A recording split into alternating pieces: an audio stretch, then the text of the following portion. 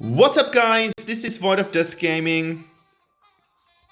What's up, guys? This is Void of Dust Gaming, your channel for fresh Arena Valor content. And as you have already seen in the thumbnail, this video today is about a short beginner's guide for Butterfly. I've already done one, but the video is quite outdated, and therefore I felt it's necessary to talk about the reworked Butterfly in depth. I'm going to start off with showing you the abilities and talking about how I think she should be played. And then afterwards I've got the build, like the items, the Arcana and the enchantments, and then we've got some gameplay for you. It's going to take quite a while, the gameplay, but I think it actually showcases her weaknesses and her strengths in a really good way. So, Butterfly, she's an assassin. You already get that from the description. She's an assassin warrior with a tendency towards the assassin, and she has great mobility, but she is more of sort of played like a finisher. That means that you are going to jump into the fray, kill everything that is around, and then hop to the next target. Usually a lot of heroes in Arena of Valor are working with their passive quite strongly. So take for example Tulin. If you know how to maximize the efforts coming or the effects coming from your passive, you will just get to the next power level. Tulin's passive is so strong that if you know how to trigger the passive, Tulin is a complete different hero and he's becoming super strong. So many of the players are checking out the passive of their heroes and then playing accordingly. In this scenario, I think with Butterfly it's a little bit different. I think Butterfly's passive is sort of like a nice information, and it's more of a description how her mechanics work. So as you can see here, she gains stacks that are called assassin marks when she kills something or she is assisting something, and that goes for heroes as well as for killing monsters and minions. The effect is that the next ability that you're going to use has no cooldown at all. So what you can do is you can actually stack that stuff up to 2 marks, and then you are going to take the 3rd mark and then use your ultimate if you are stacking up on minions, for example. That could be something that you want to do, hit minions first and then jump into the fight if you're having 3 marks. So this is kind of like more a technical thing. I think Butterfly is mainly dependent on her ult. Yes, her abilities are strong, but I think she is a hero that really wants to have the ult on no cooldown so that you can use it to enter the fight. Why is that the case? That's the case because she is actually jumping towards a target that you have chosen, so you can choose where you want to jump to, and then you're going to deal damage. And the important thing is, if you have already been putting a mark on top of that enemy, she is dealing true damage equal to 12% of the lost HP, which is really powerful. And then comes a normal sequence of effects, and those are you're marking that target for 3 seconds, and in these 3 seconds you want to burst out as much damage as possible, because as you can see, after the 3-second mark wears off, she's going to recover a substantial amount of health. That's 35% of the damage that you dealt, which means you should totally maximize that damage. And then afterwards, if the target dies additionally, her cooldown will be reset. So you want to kill the target, get some health back, and then get back to the next target and kill that target. And then afterwards, if the best case scenario works, if all stars are aligned, you will be on full health. Notes to mention, or worth mentioning, is that the damage that she's taking while that 3 seconds after hitting the target. So after 3 seconds, your damage reduction is increased by 50%, and normal attacks on marked targets also reducing the cooldown of ability 1st and 2nd. So what you want to do is you want to jump, use 1 ability, auto attack, 2nd ability, auto attack, and then hopefully the target is already dead. You're going to do that with your ability number 2, which is throwing her sword, dealing damage. That's going to go into a straight line quite in front of you. Hitting an enemy will increase her attack speed, so you want to start with that ability first.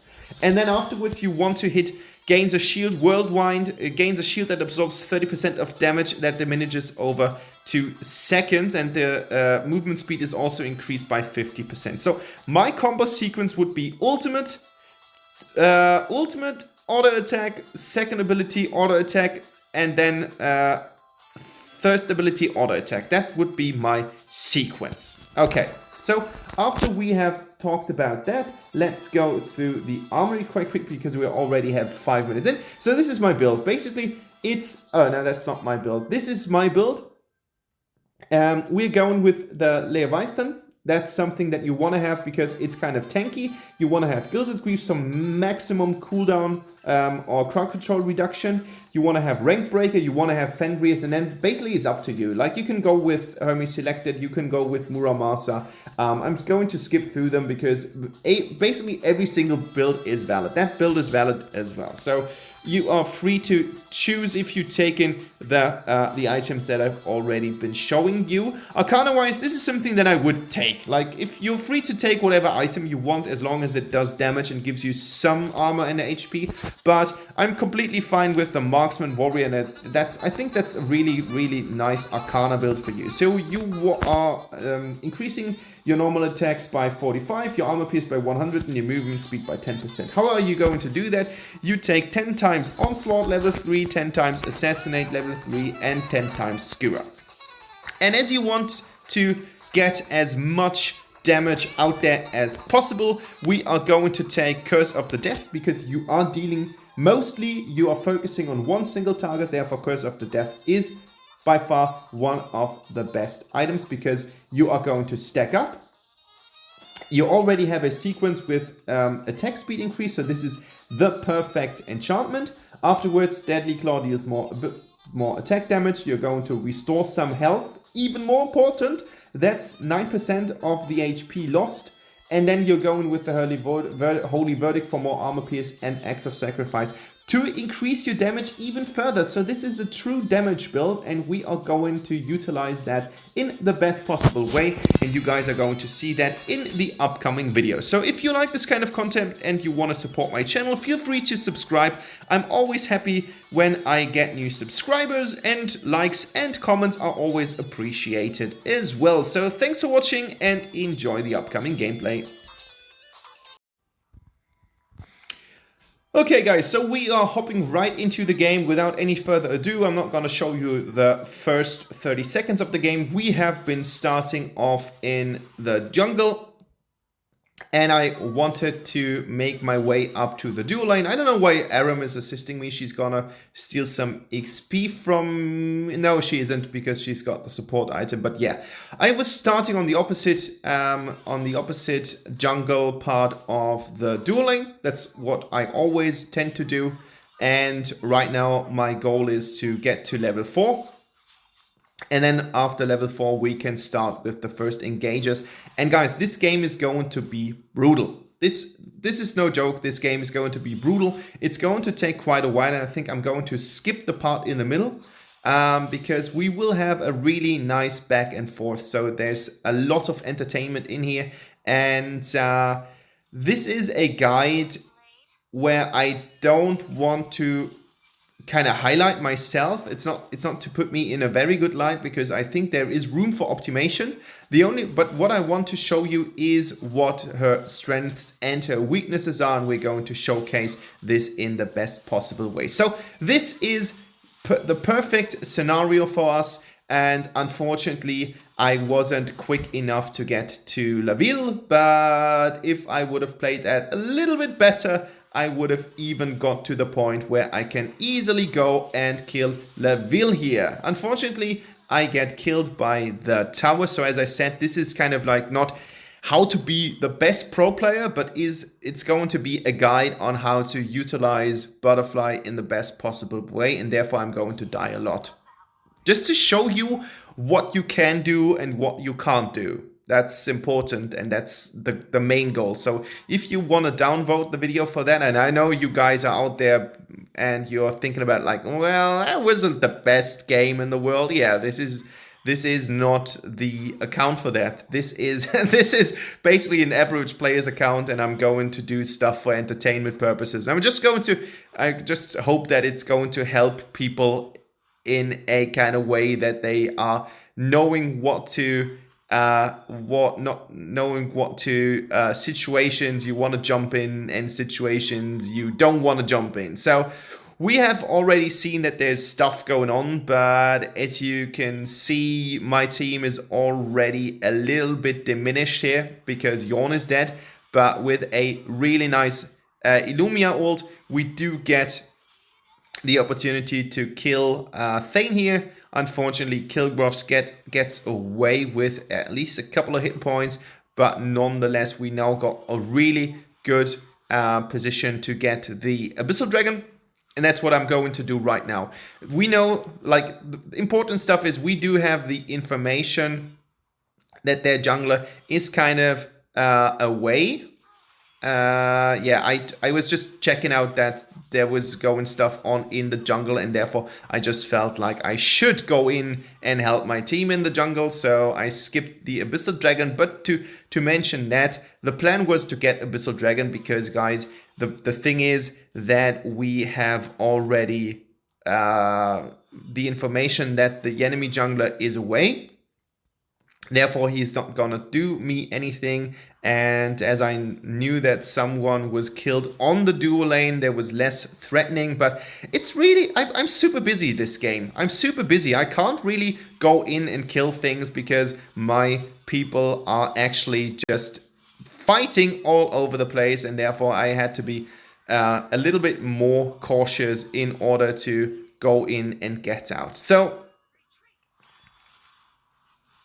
I'm waiting for my moment, and here we go. Unfortunately, the Kilgroth gets away with a little bit of health points again, but this time I decided to go back to the jungle to start my farming game. And that's a problem if you are the jungler and you've got so many possibilities to get kills. You will not be in the jungle, and you should always be aware of the fact that, of course, your jungle item has the highest value if you have already maximized the stacks. So you want to have 30 stacks on that, or at least 25 or something like that. So always keep an eye on your jungle and always try to make a move in the jungle when you have free time to spare and your team is not constantly fighting as Aram does again. She's really pushing it. So we need to I mean, sometimes teams are not as aggressive as mine, so you will get the opportunity to have more time for your jungle and do more clearings. That's a dead Crixie, that's a dead Laville, and a dead Rook. Looked like Laville. I don't know why Laville is occupied getting towers. So now we should focus on the tower. There's Kilgroth. I'm coming from behind. There we go, and he is dead. Beautiful. 10 kills already, 6 minutes played, and this is going to continue like that. So as you can see, Butterfly is really strong early game. She's doing a really good job on getting kills, but you should always be careful, and you should always pick the weak targets. Like, you should always pick the targets that don't have any sort of armor. And now I need to be careful. Going back here. Actually, I can kill him. And now I'm on to killing Kilgroth. Double kill again. Here we go. I'm putting everything on Crixie, but now is the time to get away because she's got the momentum and she can kill me if she wants to, but I've got some health back. I could have dived here. Am I going to dive? No, I'm not. Okay, there was my controls a little bit messed up, so I was walking towards the wall. Still waiting for an opening moment, and that was the wrong decision. No, I do get the kill here, but my team is gonna draw and get back. Did I get Crixie?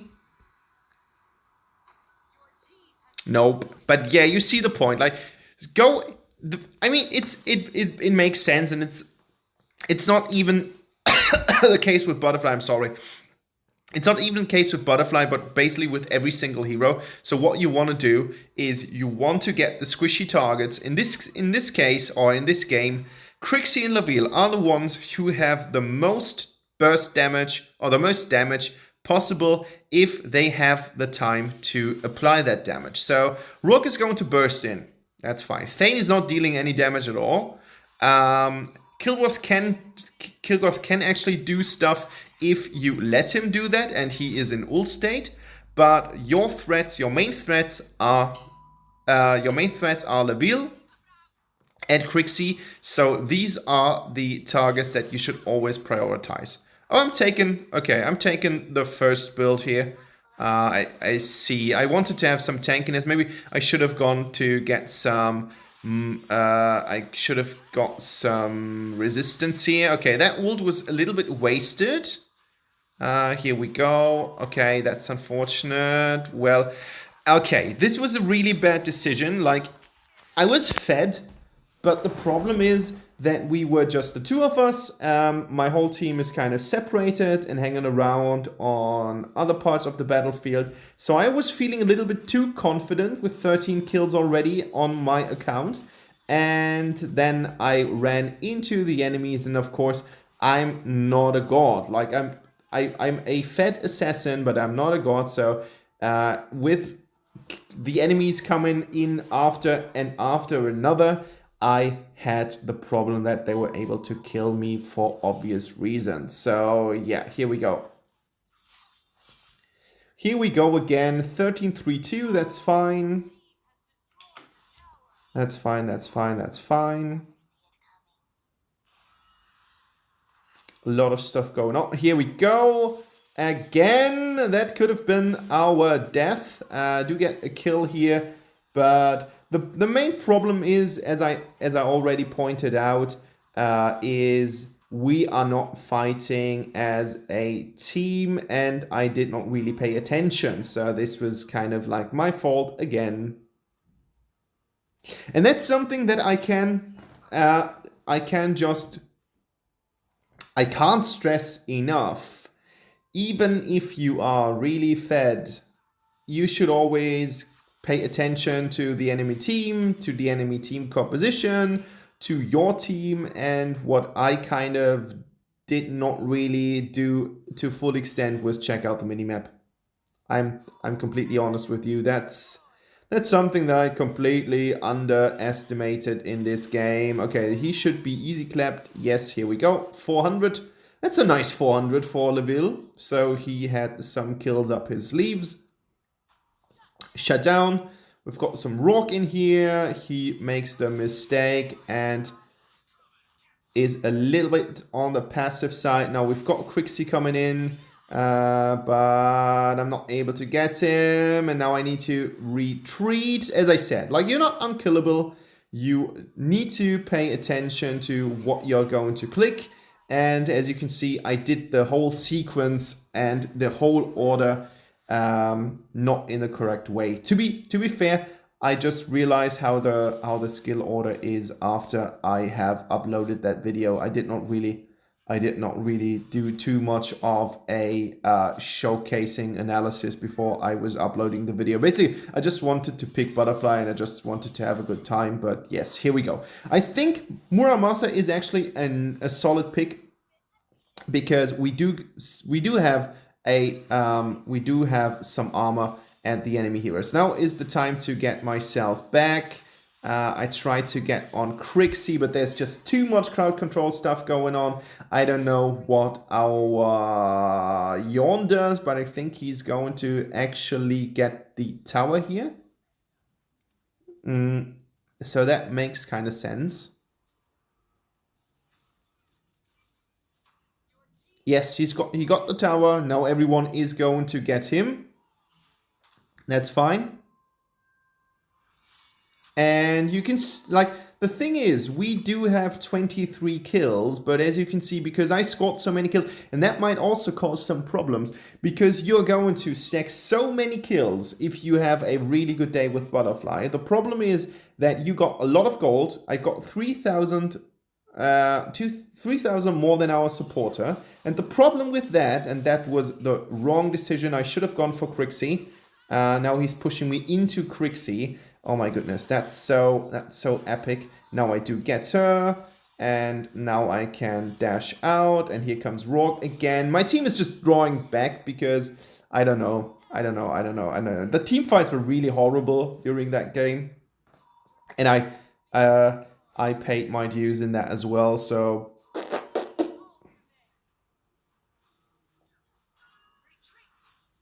Not the best possible way. Guys, I think we should skip for about 5 minutes and just check out the late game, because this is going to go back and forth quite a while, and I don't want to bother annoy you with a lot of stuff. Okay, so as you can see, the enemy already made an approach, but let's sum it up at minute 17, I guess. Yeah, that should be all right. So, as you can see, and the game was not over yet, as you can see, we made a hardcore pressure on the enemy's turret, and they made a hardcore pressure on our turret as well. And remember, we were on a 23 versus 20 when I started to skip the video. Now we are on a 34-33, and that means that we are stacking a lot of deaths on our little hearts right now. So all in all, everyone in my team has at least died 7 times.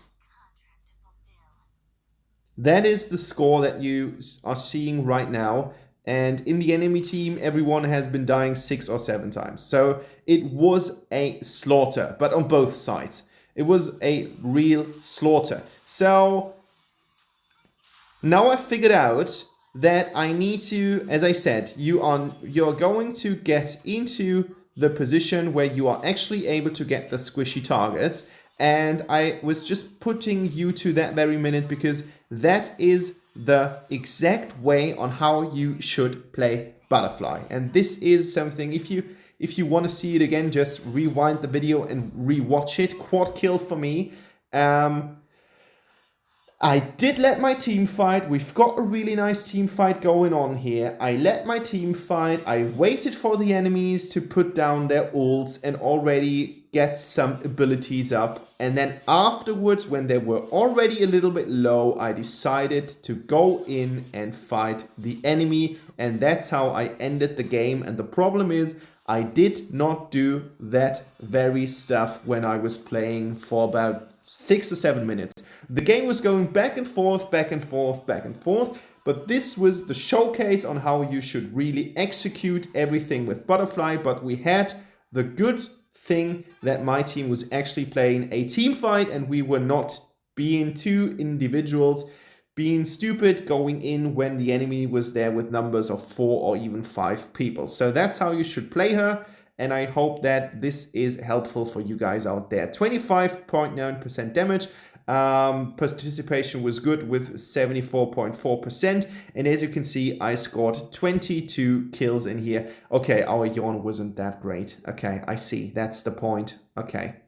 Well, guys, I hope you enjoyed today's kind of beginner's guide. I'm going to name it like that because I hope that someone is actually making profit from it. Making profit would be money. Yeah, I hope it helps. So if you liked it, give it a thumbs up. If you hated it, give it a thumbs down. But anyways, please come back to the channel in 2 days when we are going to take a look at who did I play with.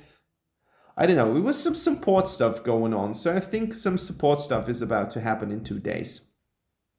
Have a nice weekend, guys.